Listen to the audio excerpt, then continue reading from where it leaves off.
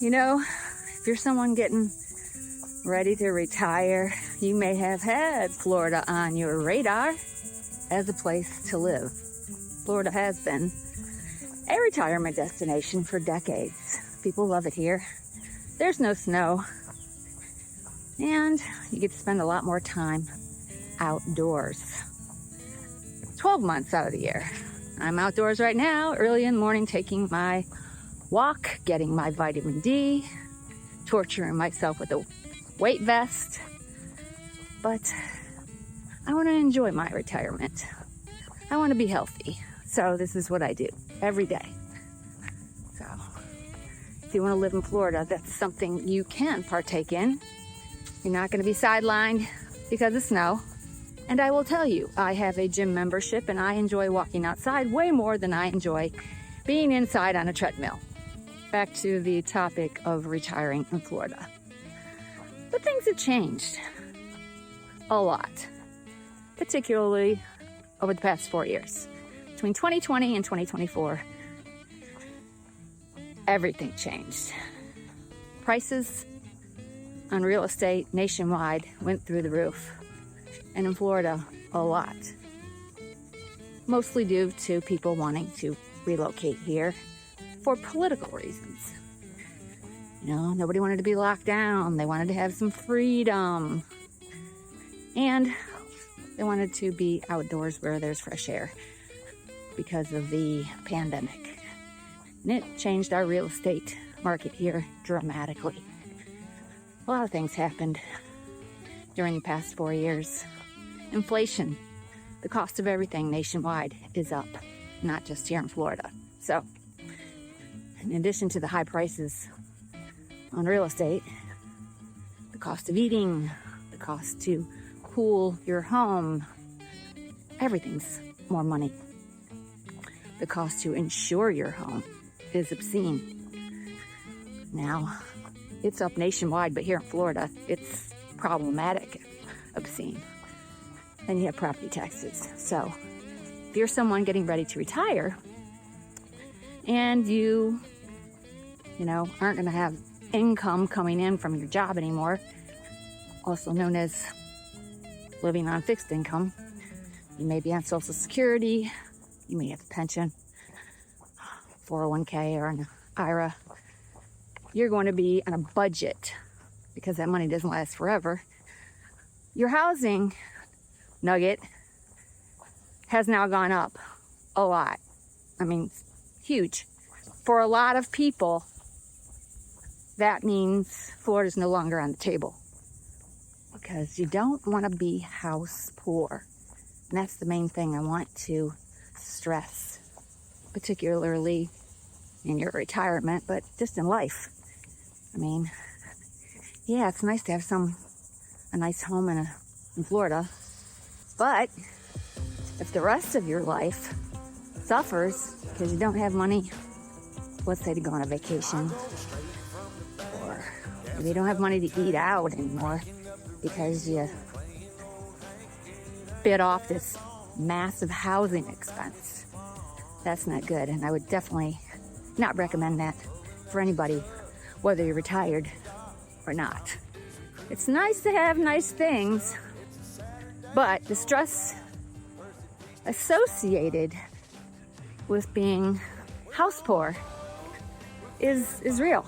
You don't want to have that because anything can happen, especially as you age. You could have a health crisis, which would bring in more medical expenses, things that you normally wouldn't spend on a monthly basis, and add that on top of, huge insurance bills, let's say huge condo association payment. They're up to over $1,000 now in most cases. You just don't want to put yourself in that situation. Now, there's always a possibility that prices will come down some. We are anticipating, some type of housing correction. Prices are sliding, but they never fall off the cliff. You can't time the market. And, you may be waiting a long time for the prices to go back down 40%. a long time, like 5 years, 6 years, or maybe never. And when those prices on the homes come down, not likely that the insurance companies are going to change the way they operate. Insurance will still be high. Inflation, cost of living, I don't see that changing. I mean, unless we have,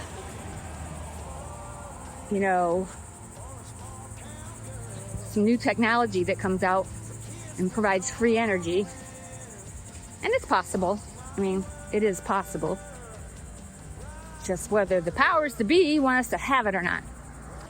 Can you imagine if you didn't have an electric bill? That would be nice, because that's up a great deal. One of the things you have to deal with when you walk in a residential area is lawnmowers and weed eaters. Yeah. Where was I? Yeah, electricity. It's up a lot.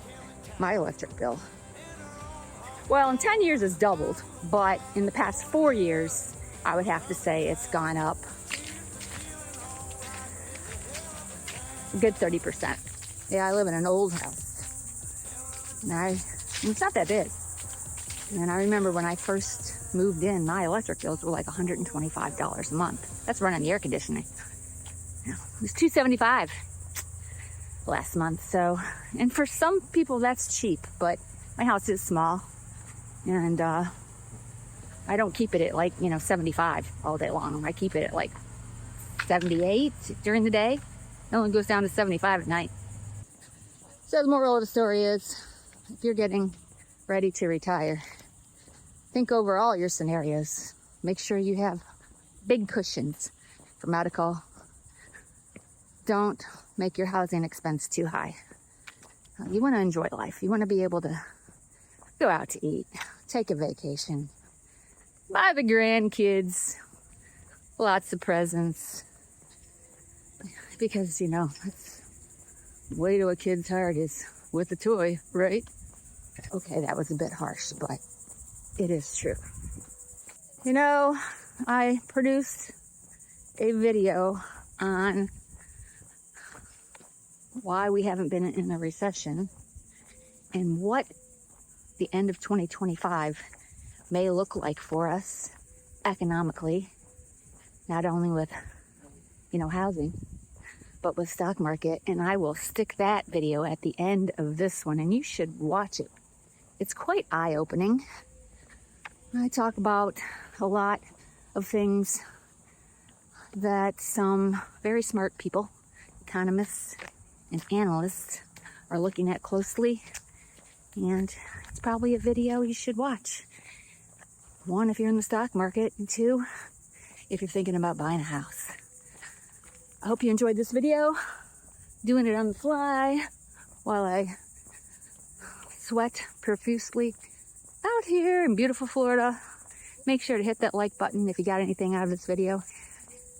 Hit the subscribe button if you haven't already done so, and come back and see me.